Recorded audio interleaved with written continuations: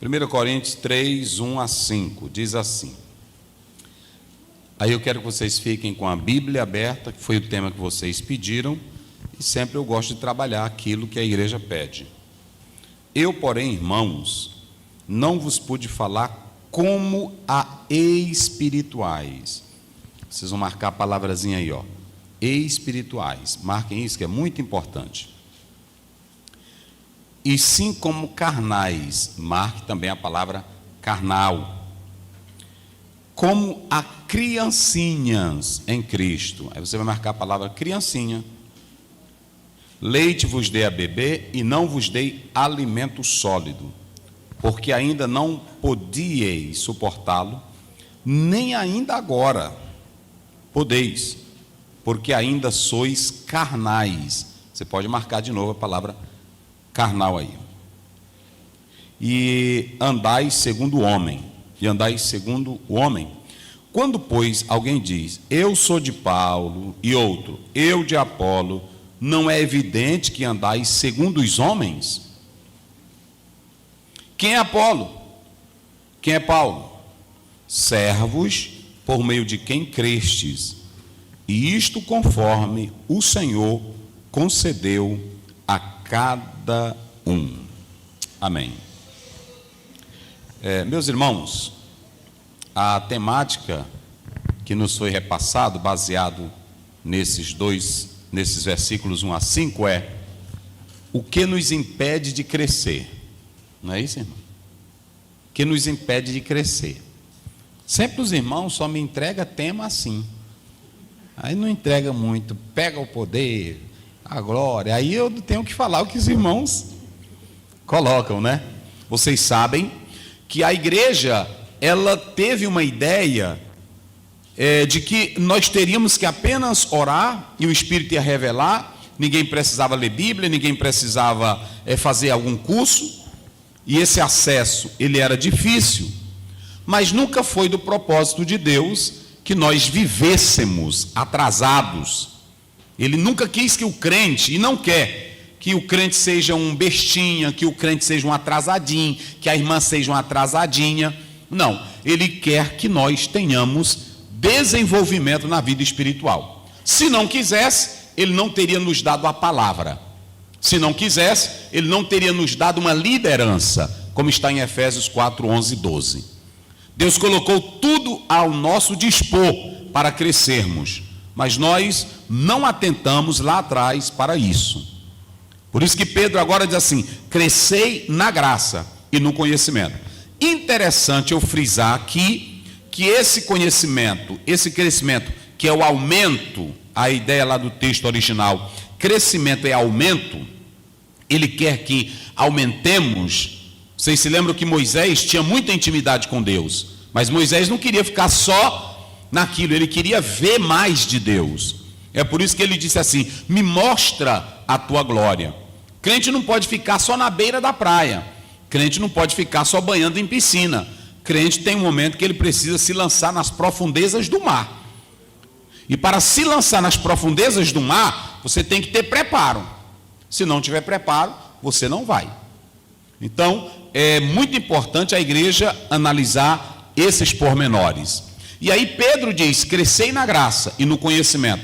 É claro que Pedro está falando do crescimento na graça, o favor de Deus e o conhecimento da intimidade com Jesus. Ele está falando no campo espiritual. Ele está falando no campo da comunhão com Deus, e não no campo intelectual, científico, não é isso.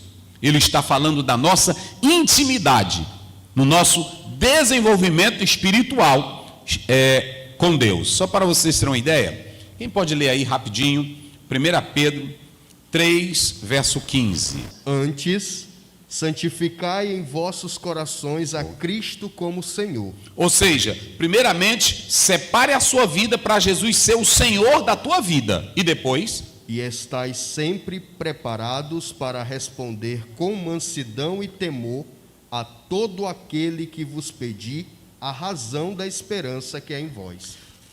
Certa vez, tem um grupo aí que me colocaram, eu nunca pedi. Eles me botam no grupo. Até minha esposa diz, rapaz, sai desse grupo, Tu não nem conhece? Eu disse, não. Um dia desse botaram eu numa família, um grupo só de família, e me botaram. Aí a minha esposa disse, sai desse grupo, você é de família.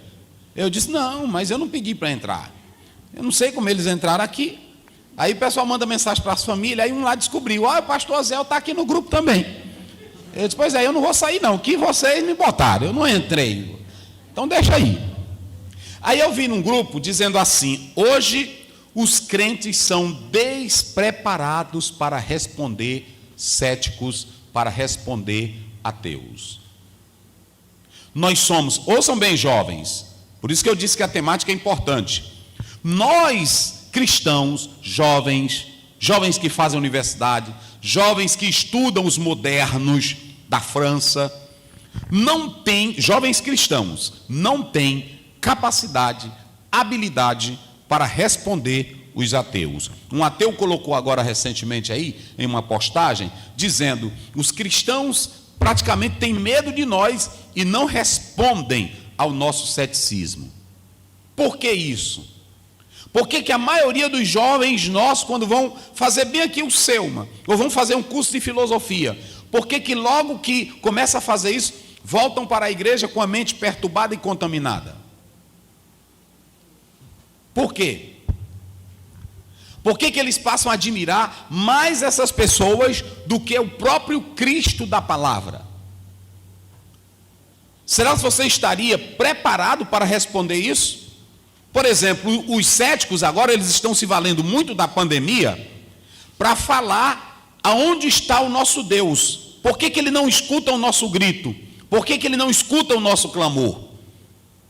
Foi um livro lançado nessa pandemia pela CPAD, escrito por um doutor em matemática, depois vocês podem comprar, sobre a pandemia. Muito excelente. Ele responde aos céticos concernente a essa crise que nós estamos vivendo. E o irmão acabou de ler que nós temos que estar preparados para responder, não é com insegurança e nem com medo, mas para responder com segurança a razão da nossa fé. Então, será se você jovem, será se você irmão, irmã, está preparada para responder com mansidão? Eu li na história aquele escritor Maiperma, que ele lançou vários livros, comentários, mas ele lançou aquele livro através da Bíblia, livro por livro, conhecendo as doutrinas da Bíblia. E em um dos livros que ele escreve, ele diz que tinha uma senhora que morava em uma avenida, em uma rua, e lá tinha um vizinho dela. E o vizinho dela, ele recebeu um título de pós-doutorado em matemática. E ela estava varrendo a frente da casa dela, e aí ele chegou, vizinha, agora eu não acredito mais em Bíblia, eu não acredito em Deus,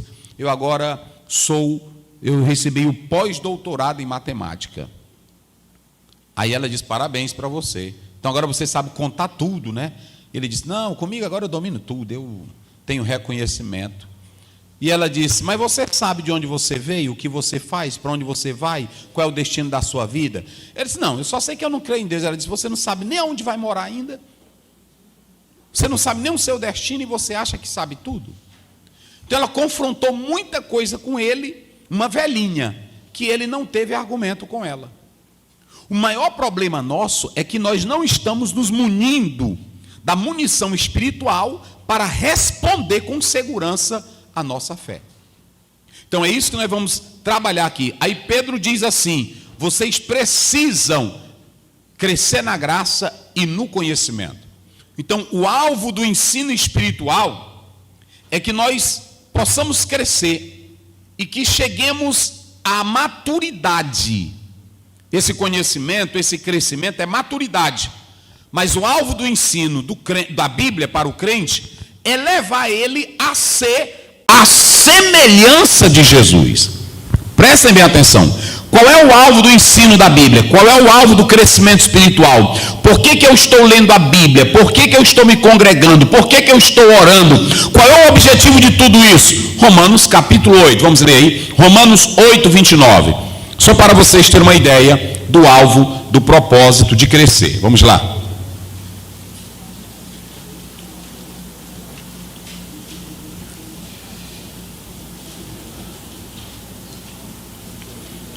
Pronto, pode ler. Como é que diz? Porque os que dantes conheceu, Isso. também os predestinou para serem conformes à imagem de seu Filho, a fim de que ele seja o primogênito entre muitos irmãos. Pronto, qual é o alvo do ensino bíblico? Qual é o propósito da busca espiritual? Olha bem para aqui, para mim, jovem, irmãos e irmãs. Se eu leio a Bíblia, eu sei qual é o alvo da educação espiritual. Quando você coloca um filho seu lá no antigamente chamado jardim de infância, que agora mudou, mas quando você coloca a criança lá no pré, quando você coloca a criança lá, colocava no ginásio, colocava no ensino médio, qual era o propósito? Eu quero que meu filho seja um médico, eu quero que meu filho seja um advogado, eu quero que meu filho seja um professor.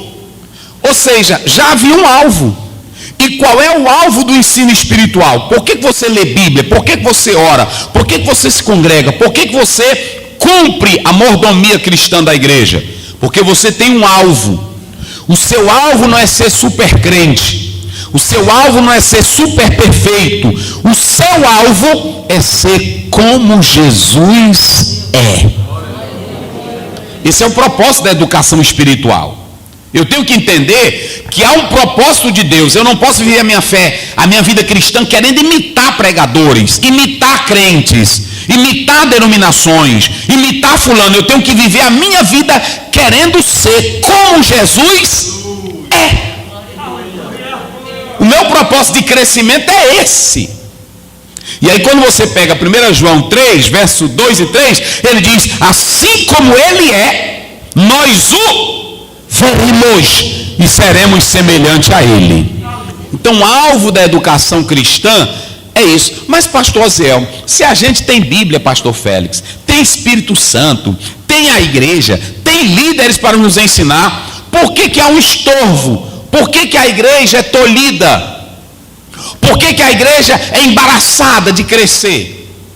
Vocês querem ver um exemplo? Eu já dar um exemplo para vocês, já na Bíblia, já no texto.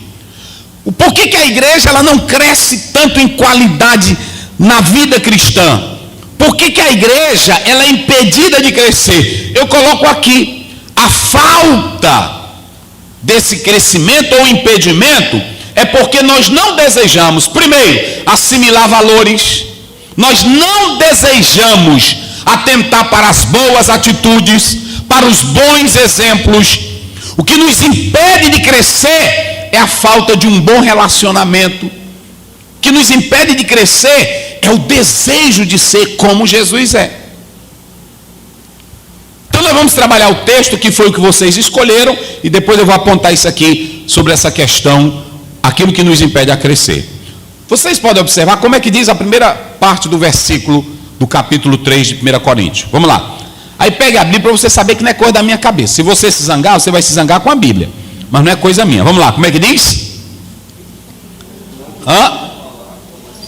Eu não vos pude falar como? Muito bem, olhe para mim aqui agora. Você tem um texto, que esse texto aqui, Paulo, ele está falando para uma igreja que havia recebido o Evangelho, que tinha todos os dons, mas que ela não crescia. Ela crescia em dons, ela crescia em números, ela crescia em movimentos, mas essa igreja aqui, ela não crescia para ser conforme a imagem de Jesus. E quando Paulo olha para essa igreja, ele diz assim, eu queria estar em um nível de falar a vocês em um nível espiritual, mas vocês não são espirituais. Como é que Paulo se dirige para a eleita de Cristo, a escolhida, a igreja? E ele diz assim, olha, amados, eu não posso falar com vocês no nível da espiritualidade. Essa palavra, o português, ele não vai dar uma ideia clara, mas esse pneumatikos, espiritual é aquele que é gerado pelo Espírito. Espiritual aqui é aquela pessoa que tem a vida dirigida e produzida pelo Espírito Santo. Quando Paulo diz em Efésios 5,18, e não vos embriagueis com vinho, mas enchei-vos do Espírito Santo, a expressão lá é: sejam controlados pelo Espírito Santo. E aonde o Espírito Santo controla, não tem briga, não tem inveja, não tem ciúme, não tem contenda. Tem irmão aqui que ele está orando e o fogo está caindo, mas se você mesmo na oração passar assim, e aí pisar no pé dele, se ele tiver uma faca, ele te fura. Eu estou logo avisando aqui para vocês.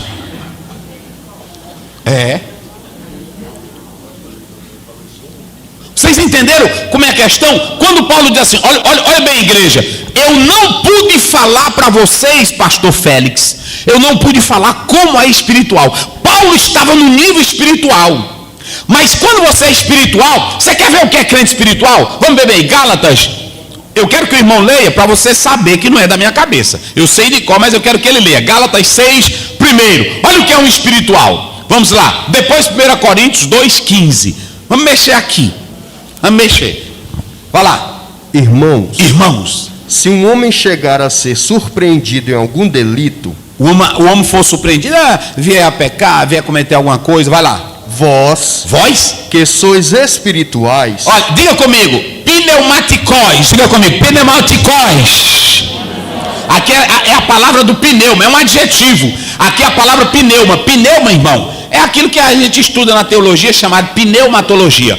Quando você, pastor, por que você fala isso? Quando você chegar bem ali no São Domingo, toda vez que eu chego lá, aí tem um quadro, aí tem as especificações dos médicos, aí tem assim, pronto. Pneumatologista, no grego, pneu é ar. Vocês não viram o carro não tem pneu? O que carro tem? Tem pneu. E o que tem dentro do pneu? Tem ouro dentro do pneu? O que tem dentro do pneu? O que faz o carro andar? É o pneu, mas o que tem dentro do pneu? O ar ali é o que dá vida. Pneumaticós é o Espírito Santo em nós dando vida, nos empurrando para ser como Jesus é. Oh, aleluia. Você pode ouvir pastor Zé, você pode ouvir, ou pode ler John Stott, você pode ler John MacArthur, você pode ler John Wesley, você pode ler quem quiser, mas quem te empurra para ser como Jesus é, vai para cá, vem para cá, é o Espírito Santo de Deus. Ele é o sopro, ele é o ar. É assim. Aí ele leu, vós que sois espírito, faça o que com o irmão? O irmãozinho vai estar fraco, o irmãozinho, o irmão pecou, o irmão fez uma coisinha, e tu que é espiritual, o que é que tu faz com ele? Corrige o tal com o espírito de mansidão. Para aí, lá vem o irmão espiritual, olha para mim aqui. Olha para mim aqui. Vou mostrar dois crentes espiritual na igreja. Irmão, a paz do Senhor, paz do Senhor. Ô irmão, eu soube que o Senhor é verdade, irmão. Irmão, eu sinceramente, eu fracassei mesmo. Ô irmão, rapaz, por que tu não obedeceu a palavra, irmão? Olha, você vê aqui a Bíblia. Por que você não fugiu disso? Você não sabe que a Bíblia é contra? Eu sei, irmão, mas foi um erro meu mesmo. Pois é, meu irmão, mas é o seguinte, olha, se você está arrependido, se você de coração quer servir a Deus, procure o pastor, fale com ele. Ele vai orar pelo irmão, e não peques mais, não é assim? Aí pronto, esse é o espiritual, que ele é guiado pelo Espírito e que ele nunca quer ver o irmão no inferno, ele quer ver o irmão se transformar como Jesus é. Agora lá vem um outro espiritual. Tu já sabe? Aí disse o quê? Sabia, rapaz, aquilo era dentro da igreja, era um vagabundo, enganando a igreja, um safado daquele, não é assim? Tem ou não tem na igreja? Pronto. Aí tem delas que até se levantam no ciclo de oração. Eu não disse, Deus é Deus na minha boca. Quando eu falo, meus irmãos, aqui, quando eu falo, minha irmã, não é outra coisa, é o Espírito Santo me ungindo. Paulo está dizendo, vocês que são pneumaticóis, aquele que caiu, ajude ele a se levantar. Como é que essa igreja aqui era espiritual, irmão? E na hora que um crente tinha problema, ele levava o crente para o tribunal. Na hora que os crentes tinham problema, era briga. Paulo diz, eu não posso chegar com vocês no nível de vocês. Por quê? Porque Paulo não era do nível dele. Quem é espiritual tem outro nível. Diga comigo isso. Quem é? Bem forte. Quem é espiritual tem outro nível. Crente espiritual é tranquilo, irmão. Terminou o culto, tem um grupinho ali da fofoca. Aí ele passa. Pode ser, meus irmãos, né? Os irmãos estão conversando. Meu irmão, quando ele sabe que tu é espiritual, ele na mesma hora corta a conversa. O grupinho da fofoca. É assim ou não é? Agora ele, quando sabe que tu é da fofoca, porque no Salmo 1 diz: não anda e nem se der. Quem gosta de fofoca, na hora que vê um grupinho, aí ele para. O que é isso aí, irmãos? Nós estamos aqui falando da irmã. Eu estou dentro, não é assim? Agora, quem é espiritual, o salmista diz: nem se der. Nem se detém. Ele nem para ouvir. Só que se você ler no versículo 3, vai aparecer a outra palavra, sarkikoi. Sarkikoi, aqui, observem bem, Paulo está dizendo: pelo tempo que vocês já têm, pelo nível de vida que vocês já têm, era para mim estar falando com vocês em outro patamar, mas eu estou falando como a carnais. Lembrem-se de uma coisa: quando Paulo, escutem bem, quando Paulo foi para a igreja de Corinto, ouçam bem, quando Paulo foi para a igreja de Corinto pela primeira vez, a primeira vez que Paulo esteve em Corinto, ele compreendeu que os crentes eram carnais. Só que ele não fez força, porque ainda era natureza humana, era aquela fraqueza humana que o crente, quando aceita Jesus, todo crente tem. Crente, quando aceita Jesus, não quer dizer que ele logo se tornou um grande espiritual. Ouçam bem, espiritualidade não nasce da noite para o dia, espiritualidade é progressiva. Ninguém se torna santo da noite para o dia porque aceitou Jesus. É por isso que nós falamos sempre em 3 níveis de santidade. Posicional, logo que você aceita a Cristo Jesus, você já é santo. Mas você tem a progressiva, que é você caminhando para ser perfeito, como está em Filipenses 3. Paulo diz: eu prossigo para o alvo. Ele não era perfeito. A nossa perfeição, ela é progressiva. E afinal, que nós vamos ser como Jesus é. Então Paulo entendeu que no momento em que a igreja de Corinto aceitou a Jesus, ela era carnal. Uma irmã que aceita Jesus vem lá do mundo, meus irmãos, digamos que ela seja uma prostituta, não quer dizer que logo de imediato tudo vai mudar na vida dela. Ela vai lutar contra os desejos, ela vai lutar contra as roupas, e a igreja vai ter que ter essa compreensão para ir lidando com isso. Agora mesmo a irmã chegou na igreja, ela disse: pastor, eu estou vindo de Fortaleza, que é meu marido, ele é pastor, mas eu era do mundo, pastor, e eu queria que o senhor me ajudasse, porque tem algo aqui no meu corpo que eu fiz exageradamente e eu fico com vergonha quando eu venho para a igreja, e eu só uso esse tipo de roupa aqui. Eu disse: amém, minha irmã, sem problema. Então deixa eu dizer para vocês, nem todo mundo que aceita Jesus de imediato ele vai ter uma mudança brusca. Não aceitou Jesus, existem hábitos, coisas na nossa vida que vão sair com o tempo. Por exemplo, Abraão só deixou de mentir. Vocês sabiam disso? A gente, quando lê Abraão, vocês sabiam que a crença de Abraão vai acontecer só no capítulo 22 de Gênesis? O nível de crença de Abraão, que você vai ter um nível perfeito de crença em Abraão, você só tem a partir do capítulo 22. Capítulo 13 ele desce para o Egito.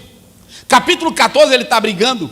Capítulo 15, Deus entra em aliança. Capítulo 17, Deus manda ele criar vergonha. Está lá ou não está? Anda na minha presença e ser. Mas quando chega no capítulo 22, Deus diz: agora eu quero saber o nível de crença de Abraão. Abraão, me dá teu filho. O Abraão que brigava com Deus, um dia Abraão chegou e disse: cadê, Senhor, a promessa? Está lá no 24. Eu não tenho nenhum herdeiro, tu disse que eu vou ser dono do mundo, e só tem aqui Damasceno, Eliezer, cadê a promessa? Ainda não era crente. Mas quando chega no 22, Deus diz assim, do nada: Abraão, me dá teu filho. Me dá teu filho. Sobe no Moriá, sacrifica ele para mim. Aí a Bíblia diz: Abraão partiu como Deus havia dito.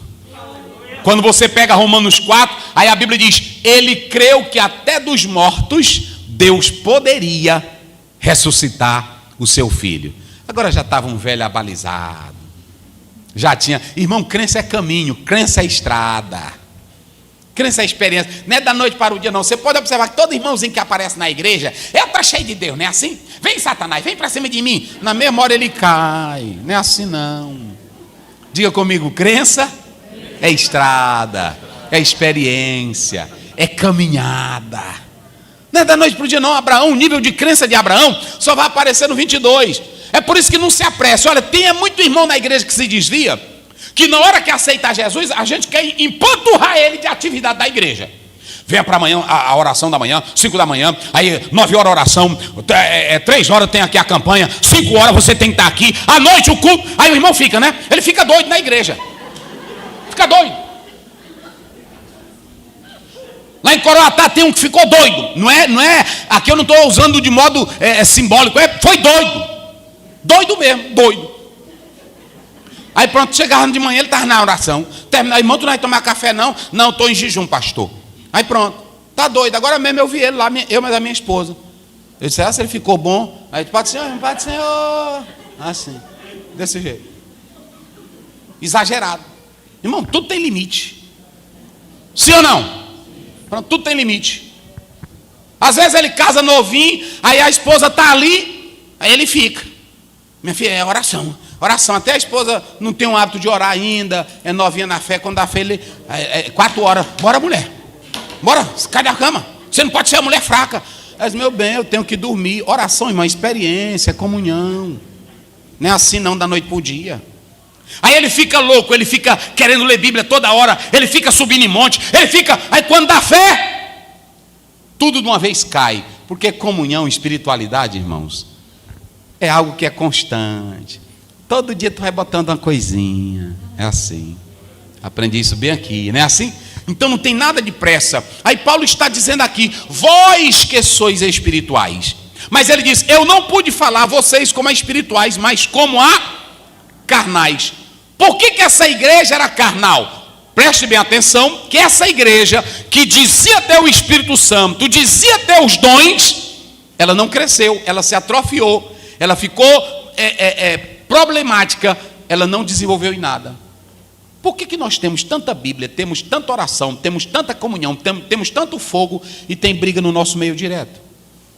Me explique aí vocês. Nós temos canções, nós temos louvores, nós temos, vocês podem observar, é pregador, é cantor, o que não está caindo está namorando, o que não está namorando está largando a esposa, o que não está largando a esposa está abrindo outra igreja, o que não está abrindo a igreja está indo para centro de macumba. E aí, como é que fica agora as coisas? E agora, como é que fica a igreja? Por que nós temos tanta coisa e não estamos progredindo? E Paulo voltou a dizer, eu não posso falar com vocês como a espirituais. Será que esse retrato da igreja de Corinto não é o mesmo da atualidade? E aí vocês podem observar que 2 vezes ele usa a palavra carnais. Ele usa no verso 1 e no verso 3. No verso 1, ele diz, quando eu fui aí, eu não bati pesado porque vocês estavam começando a vida cristã. E como vocês estavam começando a vida cristã, eu sabia da fraqueza de vocês. Por isso que eu não bati pesado. Mas agora eu vou bater pesado, porque vocês já têm tanto tempo de crente, e a carnalidade de vocês é carnalidade prolongada. Estão entendendo? Aceitou Jesus, é um meninozinho na fé, é um bebezinho. Aí tem hora que ele faz umas coisinhas que a gente perdoa, sim ou não? Aceitou Jesus, fumou 30 anos. Aí de repente você vai visitar ele, ele está escondido. Aí, irmão, você estava fumando, não é assim? Fumando. Mas, irmão, uma pessoa que fumou 30 anos. Aí eu chego lá, aí eu começo a patir, irmão, na hora que ele abre a boca, eu disse, irmão, você estava fumando? 5 meses de disciplina. Olha, você nem entrou ainda. Ele nem entrou ainda e eu já vou botar fora. 5 anos de disciplina. 5 meses. 5 meses de disciplina. E não dei a parte do Senhor para ninguém. Um irmão, lá no Lago da Pedra, foi visitar um irmão. Aí ele chegou lá e disse, Pai do Senhor, irmão, Pai do Senhor. Aí ele disse, ô irmão, não vou lhe dar mais a paz não. Eu até dei, mas eu quero que o Senhor tire isso aí. Aí ele disse, por quê, irmão? Não sou mais crente não. Ontem à noite, quando o senhor terminou de orar por mim, senhor, eu tenho um vício aqui há mais de 40 anos, que eu fumo. Rapaz, quando eu lutei, irmão, eu lutei. Eu passei uns 3 dias, 4 dias e a vontade tremenda. Mas eu não aguentei. Eu fumei um Hollywood. Aí o irmão, um dirigente, olhou para ele e disse: tu fumou o quê? Ele disse: fumei um Hollywood. Mais ou menos 20 centavos. Naquela época comprava só, né? De um cigarro de 2. Aí o dirigente olhou para ele e disse: quanto é um cigarro?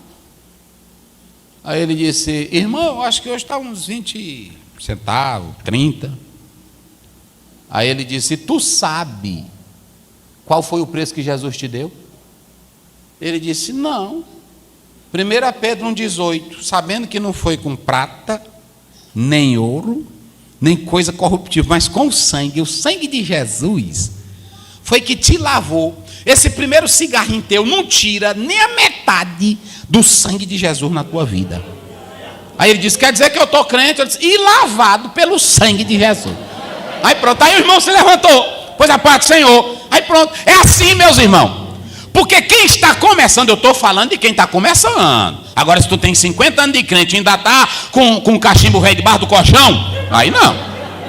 Aí é outra coisa, não é assim? Mas quem está começando, a história é outra. Sim ou não?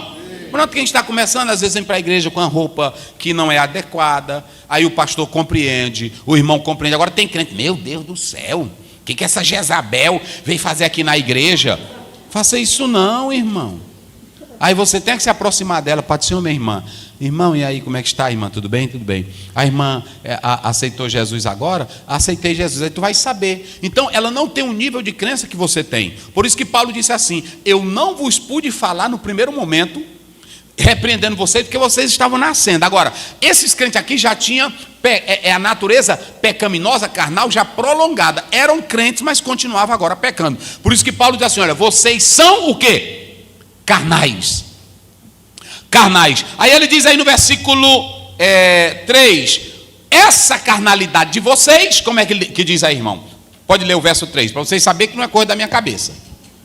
Portanto, sim, ainda sois carnais. Isso. Pois, havendo entre vós inveja... Para aí, bem devagarzinho, para eles ouvirem. Havendo entre vós o quê?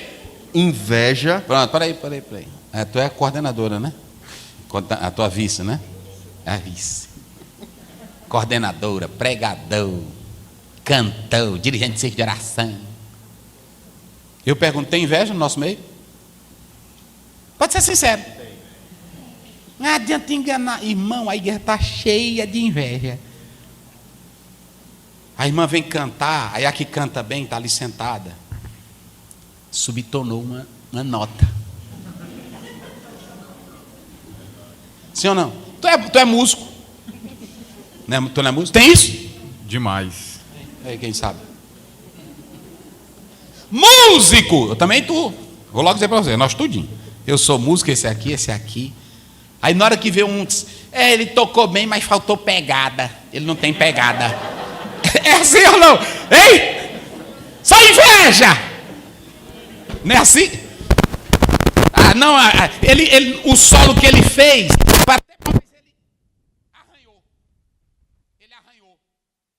Então observe bem que Paulo está dizendo aqui que no nosso meio, na igreja, havia inveja. Isso é sinal de que a gente nunca vai crescer, porque quem tem inveja do outro é porque não cresce na vida. Irmão, aonde é que o Bill Gates vai ter inveja de mim? Onde é, irmão? Ele lá quer saber de Osiel? O homem está no outro nível. Aonde é que um dono da Mateus, ele passa pertinho no comerciante, ele vai ter inveja? É grande. Então, quando você tem uma espiritualidade grandiosa, tu não tem inveja de ninguém. Porque Deus é quem te faz sobressair. Deus é quem te eleva. Quem glorifica a Deus. Olha, se você vive, olha, quem vive na espiritualidade, até pregador, eu conheço pregador espiritual, que você chega para ele e diz assim: ô irmão, eu tenho um desejo de crescer, eu tenho um desejo, ele diz: olha meu filho, o caminho é esse. O invejoso não. Ô irmão, como é que eu faço para me crescer, pregador? Aí ele diz: meu filho, não é assim não. Aqui eu tenho estrada. Aqui tu tem que ter naipe. Mas como assim, irmão? Querido, essa questão, primeiro, a irmãozinha fica, né?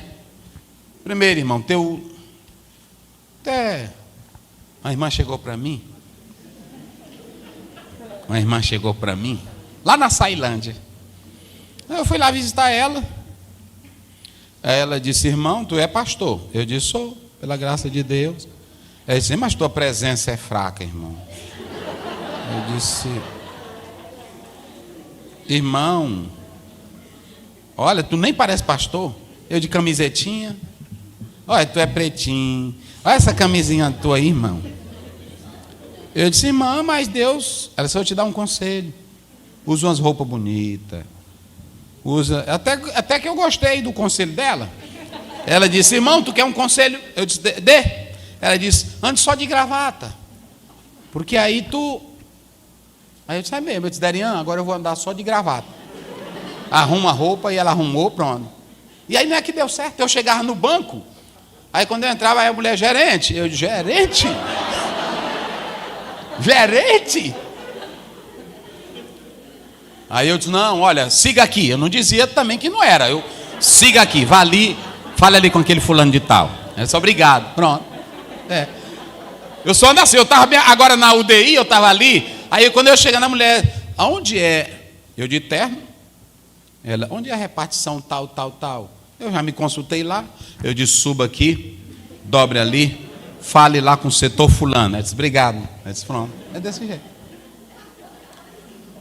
Mas o que eu quero dizer é o seguinte: quem tem espiritualidade não foba, não se amostra, não tem inveja de ninguém, sabe que aquilo que Deus te deu é teu e ninguém toma, não passa na frente de ninguém, sabe que Deus é quem exalta, é quem abate, é quem coloca, é quem tira, e o poder é dele. A Bíblia diz em Daniel 2 que Daniel disse para Nabucodonosor: ele é o dono dos reinos. E no 4 ele diz: é ele quem coloca onde ele quer. É por isso que tu estás nesse lugar aí. É assim quem glorifica a Deus. Então não tem inveja de ninguém não. Porque se Deus deu o dom para esse aqui tocar bateria, ele vai ter um dom único de tocar bateria. Na hora que ele pega na bateria, todo mundo já sabe: é o fulano de tal que está tocando. Não é assim? Pronto, a Bíblia diz que Aimaas era o homem que mais corria. Aonde ele chegava, tinha um outro que veio correndo. Aí alguém disse: tem dois correndo, mais um é Aimaas. Porque todo mundo conhecia a carreira dele. A tua carreira todo mundo conhece. Deixa de ter inveja. Fica com inveja com ninguém. Sentou a irmã, cantou bem. Eu li um livro que diz: para tu vencer a inveja, o segredo é esse. Foi um pastor, me esqueci o título dele agora. Se tu tem inveja do pregador fulano de tal, na hora que tu vê ele, procura ouvir ele onde ele estiver pregando. Porque a inveja é uma obra da carne. A inveja é uma obra da carne. E tu não tira nem com jejum e nem com oração. Sabe como é que tu tira? Rapaz, eu vou ouvir ele. Aí quando tu chegar lá, tu fica lá sentado. Tu mostra: carne velha, carne sem vergonha. Eu vou mostrar para tu, carne. Aí quando ele começa a pregar, tu começa: glória, glória, glória. Eita mensagem. Deus te use, meu filho. Fala, Deus. Aí o eu vai ficar aqui dentro, morrendo. E aí tu vai falando. Aí esse pregador diz: se você fizer outra coisa, outro segredo, orar por ele. Na hora que você dobrar o joelho, o teu coração, a tua carne, é porque eu não aguento ele pregar. Ele prega bem, todo mundo aplaude. Não é assim? Pronto. Quantas vezes eu não fui pregar em festa, em evento. Aí quando eu terminava, e eu ficava olhando, aí o pregador, o cantor, todo mundo tirando foto. E aí a irmã: ei, irmão, me deu um autógrafo. Aí passava bem por mim aqui: um autógrafo. E aí eu ficava olhando, e disse: meu Deus, ninguém vai pedir uma letra minha aqui hoje.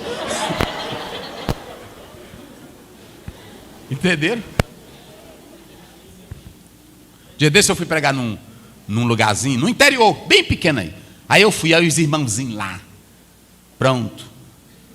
Meio-dia, eu morrendo de fome. E aí eles: irmão, uma foto. Uma foto. E aí eu quis assim me agoniar.